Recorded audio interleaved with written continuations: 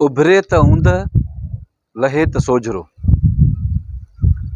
नाज़रीन, असां नंढा हूंदा हुआसीं, असांखे पंहिंजा वॾा गुजारतूं ॾींदा हुआ त उभरे त ऊंद लहे त सोजरो। सॼी राति महिनत करे करे गुजर त भञी न सघंदा हुआसीं।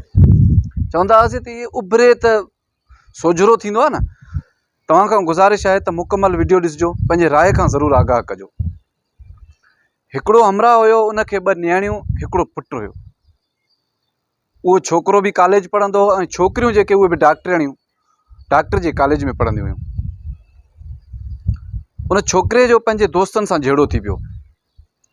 छोकिरो स्पीड में घर आयो ऐं पंहिंजे कमरे में हलियो वियो। उते वञी हिन दराज़ मां पिस्टल कढियो, वेही रहियो ऐं सोचणु लॻो त माना मां हिनखे वञी मारींदुसि। जंहिंसां हिन जो झेड़ो थियो उन जे बाबति चए पियो त माना मां हिनखे मारींदुसि, हाणे खून कंदुसि हिन जो। हिनखे हिकिड़े दोस्त जी नसीहत यादि अची वई। उन दोस्त हिनखे ॿुधायो त जॾहिं बि तो ते कावड़ हावी थिए, गुस्सो तव्हांजे मथां उभरी पए, त पोइ तव्हां 5 मिंट न बल्कि 30 मिंट सब्र कजो ऐं सोचिजो त तव्हां छा था करणु वञो। हिन उन दोस्त जी नसीहत खे यादि कयो, सोचई त हाणे मां पिस्टल खयो ऐं वञी हिनखे मारींदुसि, ऐं सभई गोलियूं हुनखे हणी छॾियईं। केस वञी अदालत पहुतो। हिन जे भेनरुनि जूं दाहूं, हिन जो पीउ बीमार थी पियो, हिन जी माउ माना सदमे में बीमार थी पई त हे तो ज़ुल्म कहिड़ो कयो आहे, असांजो हाणे छा थींदो, असांखे त तूं हिकिड़ो ई पुटु आहे।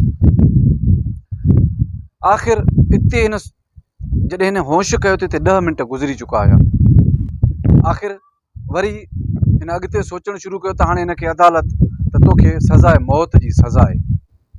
जॾहिं सज़ाए मौत ॿुधायूं, हे जेल हली वियो ऐं जॾहिं फांसी घाट ते आंदऊं त फांसी घाट ते पहुचण महिल उते हिन जी अमड़ बि फौत थी वञे, हिन जो पीउ बि बेहोश थी थो वञे, भेनरुनि जी जेकी कीहाट, ऐं वरी हिन होश कयो त न, टाइम ॾिठईं त 30 मिंट पूरा थी विया। पोइ हिन पिस्टल वञी पंहिंजे दराज़ में रखियो ऐं चयईं त हिन 30 मिंटनि जी नसीहत मुंहिंजी ज़िंदगी, मुंहिंजे ख़ानदान, मुंहिंजे माउ, मुंहिंजे पीउ, भेनरुनि ऐं उन्हनि जी तालीम जी सॼी जी माना बचाव कयो।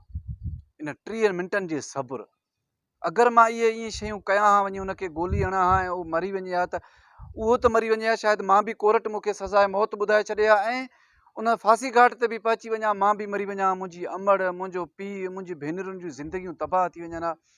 ईअं हे सोचे पंहिंजे कमरे मां निकिरी अची पंहिंजे भेनरुनि खे चयईं, तव्हां कीअं बि कंहिं बि हालत में दुनिया जे हर ॾुख सुख खे मां बर्दाश्त कंदुसि, पर तव्हांखे डॉक्टर ज़रूरु थियणो आहे, तव्हांखे पंहिंजी तालीम मुकमल करणी आहे।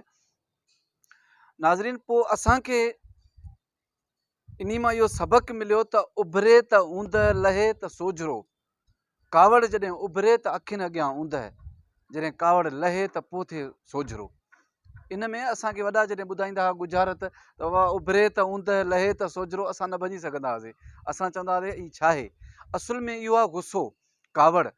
पर जे अगरि तव्हां कावड़ खे बर्दाश्त कंदव, तव्हां सब्र कंदव, हिकिड़ा 20-25 मिंट तव्हांखे जॾहिं बि कावड़ अचे, तव्हां 20-25 मिंट सब्र कयो, सोचो, पाणी पीओ ऐं पाण ते कलमा शूकारियो, दुरूद पढ़ो, सब्र कयो, अलाह खां माफ़ी घुरो त शायदि ही जेके मूं ते कावड़ आहे, इहे शैतान आहे, इहा हावी थिए थो मूं ते शैतान, उनखे पाण ते हावी करणु न ॾियो। पसंदि अचे त शेयर ज़रूरु कजो।